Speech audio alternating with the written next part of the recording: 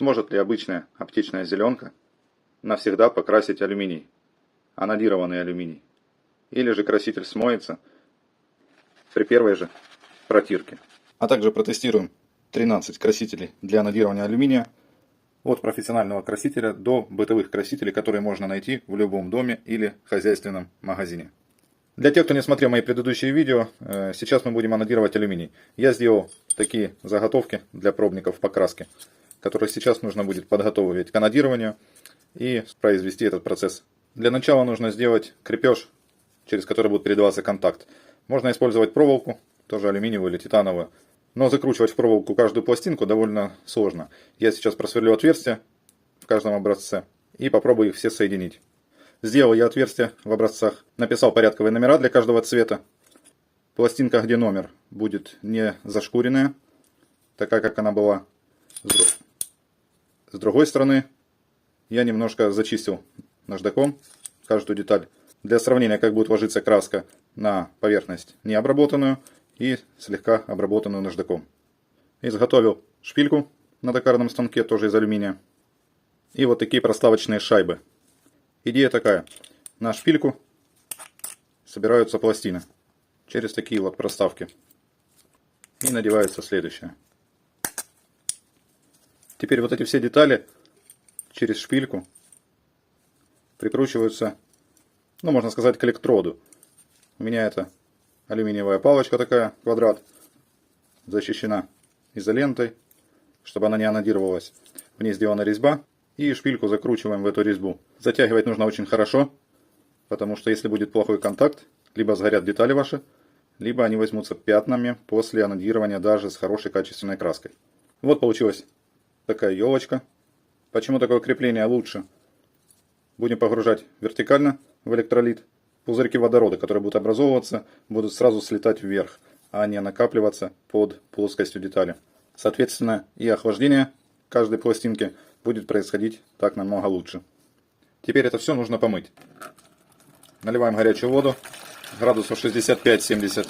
Окунаем всю конструкцию. Я не использую щелочь, кислоты для мытья перед анодированием. Использую обычное моющее для посуды. Как в рекламе, одной капли достаточно. Стараемся хорошо промыть каждую пластинку.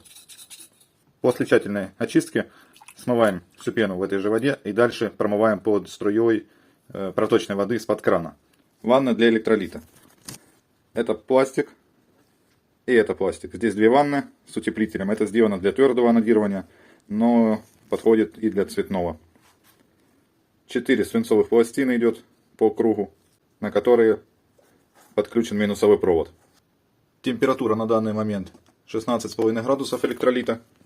Ставится любая перемычка, на которую будет закрепляться электрод с деталями. Вот таким образом погружаются детали в электролит. Можно их туда погрузить и заниматься дальнейшими настройками. Им в электролите ничего не будет. Кстати, концентрация электролита, многие спрашивают. В данном случае это автомобильный электролит 50/50, разбавленный с дистиллированной водой. Больше информации по анодированию и другим инженерным делам в моем телеграм-канале. Код для сканирования вы видите на экране или ссылку в описании к видео. Вот так это выглядит. Плюсовой провод подключается к электроду. И все завешивается. Можно даже вручную делать небольшое перемешивание. Что касается тока. Ток у нас 1,5 ампера на квадратный дециметр. Люди на опыте могут без расчетов выставлять ток. Для начинающего анодировщика нужно взять лист бумаги и произвести несложные вычисления в столбик, высчитывая площадь деталей и все суммируя. Если этот навык безвозвратно потерян, в любой CAD-программе на компьютере вы сможете посчитать полную площадь всей детали со всех сторон, с отверстиями, с промежуточными креплениями и так далее. Нажимаем старт. Процесс запустился. Начал выделяться водород. Видите, как пузырьки пошли вверх. Не забываем про технику безопасности, очки, перчатки и хорошая вентиляция. Посмотрите, какая красота. Оставляем так на 40 минут. Пока детали анодируются, займемся еще одним интересным процессом разбавления различных красителей. Принцип будет такой. Разводим краситель, окрашиваем деталь промываем. И так с каждым цветом по очереди. Прошло 40 минут. Реакция, как видите, продолжается и на свинце, и на алюминиевых деталях. Будем останавливать. Выключаем подачу тока. И достаем детали из электролита. Получился красивый, равномерный серый цвет. Теперь промываем под проточной водой и оставляем на хранение в дистиллированной воде в емкости. В конце, после варки и закрытия пор, будем сравнивать с фирменной краской для анодирования и нашими бытовыми разными красителями. Это специализированная краска для анодирования, китайская. Раствор у меня уже был, я его подогрел до 65 градусов и окунаем деталь на 7 минут. Пока предыдущий краситель настаивается, будем разводить следующий. Образец номер 2. Краска для принтера черная. Немножко разбавлю дистиллированной водой. Итак, образец номер 2. Черные чернила для принтера. А пока смотрим предыдущий цвет. Желтый. Помещаем в стакан с водой для промывки. После промывки краситель остается в анодированной детали. Посмотрим, как после закрытия пор будет. Следующий краситель — это анилиновый краситель для одежды. Он идет в комплекте с каким-то белым порошком. Наверное, это какой-то окислитель. Мы его использовать не будем. Возьмем только один краситель. Он должен быть синего цвета. Я развожу примерно. Высыпаем в стакан. Я думаю, столько будет достаточно. Сейчас перемешаю. Так, что-то на палочку не берется. Попробую высыпать весь. Вот. Теперь видно. Он даже не синий, а какой-то фиолетовый. Хорошо, будем пробовать. Итак, образец номер 3. Синий цвет, анилиновый краситель для одежды. Погружаем тоже на 7 минут. А тем временем достаем черный образец с черного красителя. Но пока не могу сказать, что я очень доволен. Давайте промоем. Видите, пигмент начал смываться. Это чистая вода дистиллированная.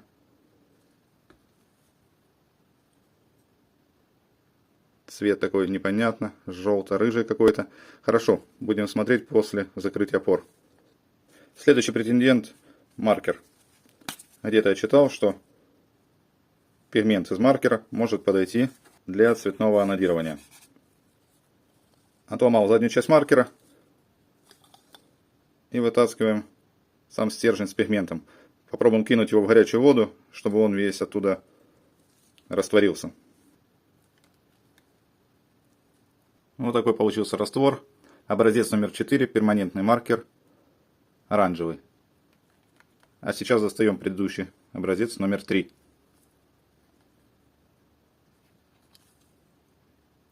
Так, красивый цвет получается. Посмотрим, будет ли он стойкий. Окунаем в воду. Держится.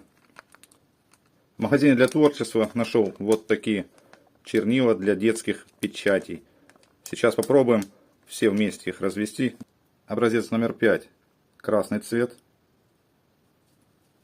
Образец номер 6. Зеленый. Номер 7. Сиреневый или фиолетовый. Номер 8. Желтый. Итак, номер 5. Номер 6. Зеленый. Номер 7. Фиолетовый. И номер 8. Желтый. Оставляем. Достаем 4-й образец. Да, эффекта практически никакого вообще нету. Промываем. Вообще краска не взялась. Ну, оставим, попробуем. Следующий образец — синька. Можно найти на рынках, в хозяйственных магазинах.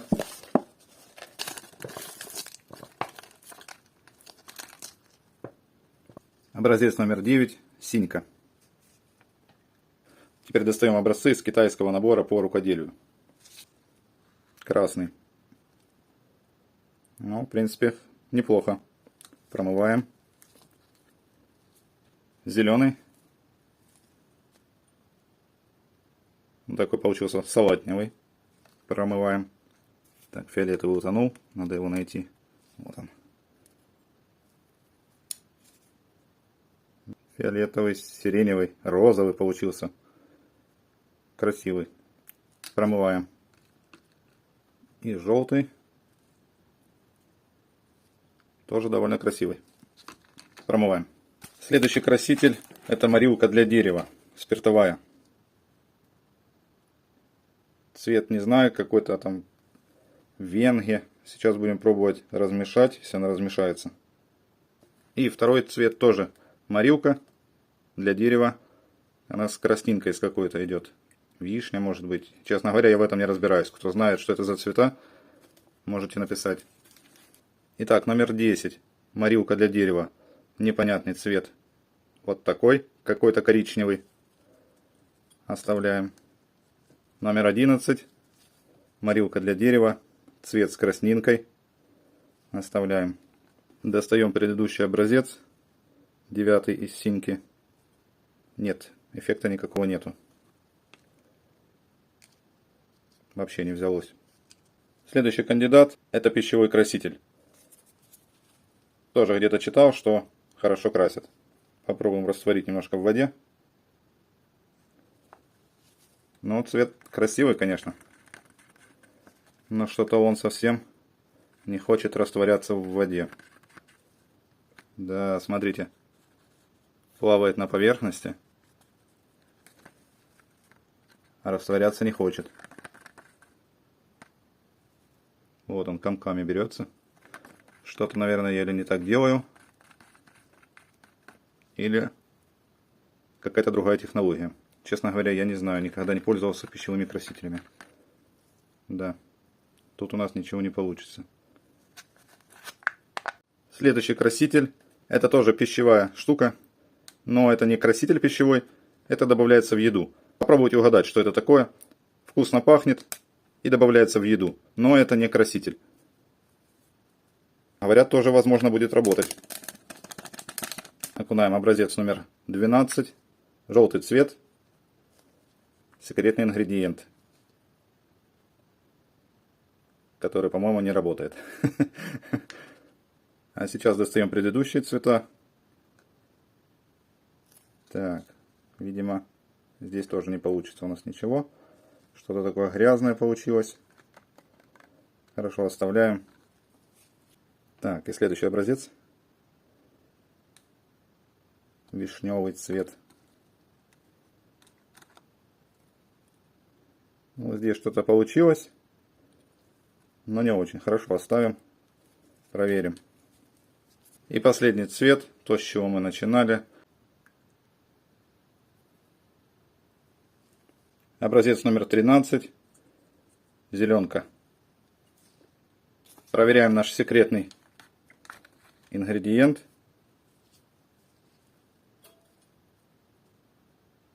Есть какой-то легкий желтый налет. Пробуем промыть. Какой-то след остается, так что попробуем прокипятить. Достаем 13 образец. Зеленка.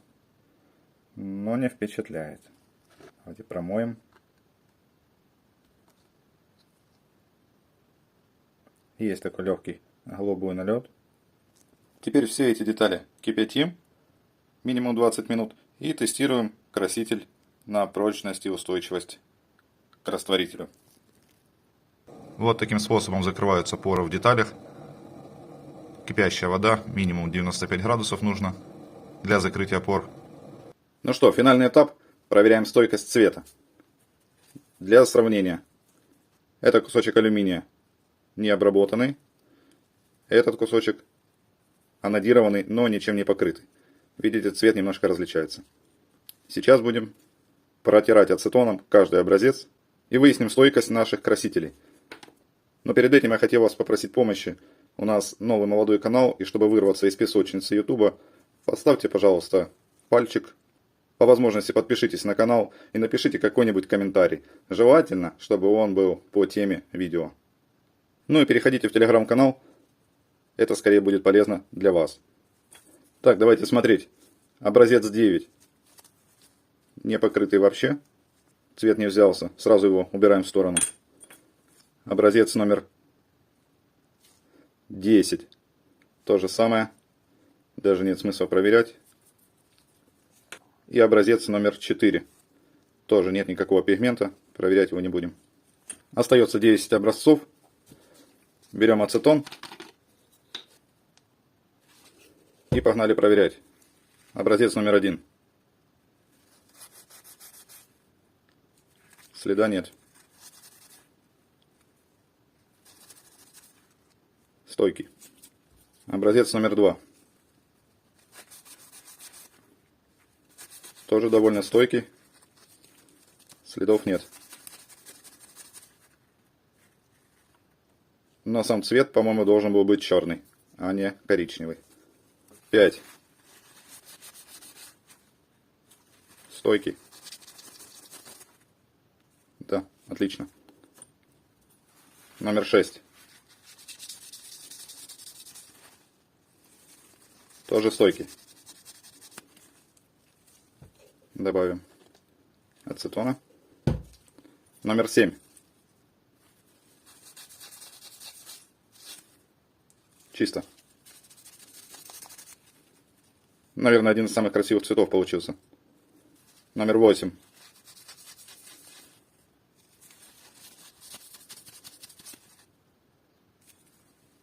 Отлично. Пропустили номер 3.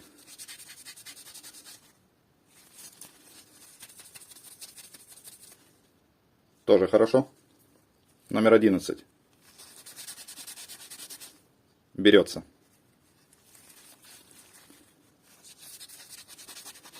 Да, берется цвет. Откладываем его в сторону. Номер 12.